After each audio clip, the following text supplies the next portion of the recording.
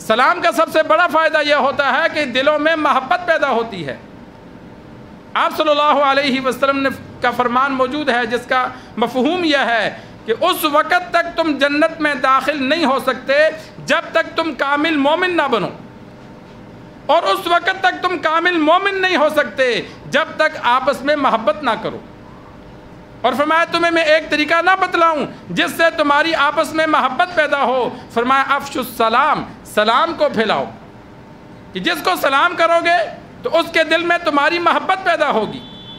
انسان جب ایک بار سلام کرے گا، دوسرے دن چوتھے دن جب گزرا سلام کرے گا تو اس کے دل میں ضرور اللہ محبت ڈالتا ہے۔ بندہ کہتا ہے یار یہ اچھا بندہ ہے، نہ جان نہ پہچان، لیکن مجھے سلام کر کے گزرا ہے۔ کئی بندے آپ صلی اللہ علیہ وسلم پر ایمان صرف آپ صلی اللہ علیہ وسلم کے اخلاق کو دیکھ کر لے کر آئے۔ ایک بندے کا واقعہ موجود ہے، سردار تھا، مدینے آیا، راستے میں بیٹھا ہوا تھا، نہ جان نہ پہچان، لیکن آپ صلی اللہ علیہ وسلم کا جب گزر ہوا تو اس کے پاس رک گئے، اس کے پاس رکے، سلام کیا، اس کا حال و احوال پوچھا، پیچھے محلے کا، گاؤں والوں کا خیر و عافیت پوچھی، پھر آگے چلے گئے۔ اس اچھے اخلاق کی وجہ سے وہ ایمان لے آیا کہ یار نہ جان نہ پہچان، لیکن میرا حال و احوال، میری ضرورت کہ بھائی کوئی مدد کی ضرورت ہو، مدینہ آئے ہو، کوئی کام ہو، ہم حاضر ہیں۔ آپ صلی اللہ علیہ وسلم کی یہ عادت مبارکہ تھی، اگر کوئی قافلہ ٹھہرتا تو اس کے پاس بھی چلے جاتے، قافلے والوں کا حال و احوال پوچھتے، اگر ان کی کوئی ضرورت ہوتی تو صحابہ کی ڈیوٹی لگا دیتے کہ بھائی ان کی اس ضرورت کو پورا کرو۔ تو یہ اچھا اخلاق ہے کہ انسان کسی کو دیکھے تو اس سے سلام کرے۔ تو یہ اور اسی طرح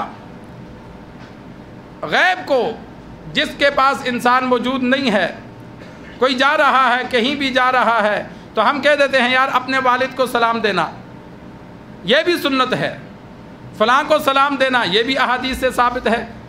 آپ صلی اللہ علیہ وسلم کو بعض صحابہ سلام بھیج دیتے تھے، بیٹا جاتا، کوئی ملنے جاتا تو کہہ دیتے کہ ہماری جانب سے سلام پیش کرنا اور دعا کے لیے درخواست کرنا۔ تو آپ صلی اللہ علیہ وسلم آگے سے جواب دیتے وَعَلَيْهِ وَعَلَيْكُمُ السَّلَامُ، وَعَلَيْهِ وَعَلَيْكُمُ السَّلَامُ، کہ تجھے بھی سلام ہو اور اس پر بھی سلام ہو۔ وَعَلَيْهِ، اس پر، زیادہ بندوں نے سلام بھیجا، وَعَلَيْهِمْ، ان پر بھی سلام ہو، وَعَلَيْكُمُ السَّلَامُ، اور تجھ پر بھی سلام ہو۔ یہ غائبانہ کوئی سلام بھیجے تو اس کے جواب دینے کا یہ طریقہ ہے۔ عربی الفاظ نہ آئیں تو انسان کہہ دیتا ہے کہ اللہ کی سلامتی اس پر بھی ہو، تم پر بھی ہو۔ کافر کو سلام کرنا جائز نہیں ہے، کافر بندہ اس کو سلام نہیں کر سکتے،